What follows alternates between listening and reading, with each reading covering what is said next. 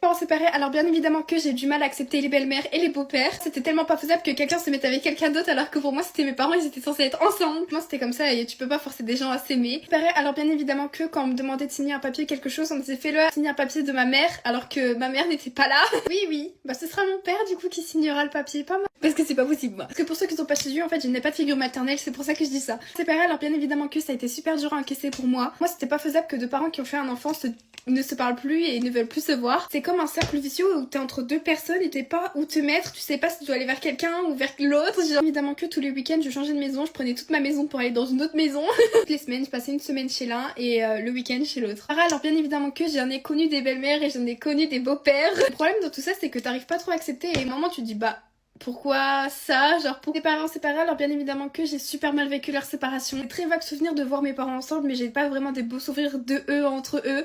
Que j'ai c'est pas des souvenirs qui sont super beaux à voir ou super beaux souvenirs où ils s'aimaient etc. Genre voilà pour vous dire à quel point ça fait longtemps qu'ils sont séparés. Bisous.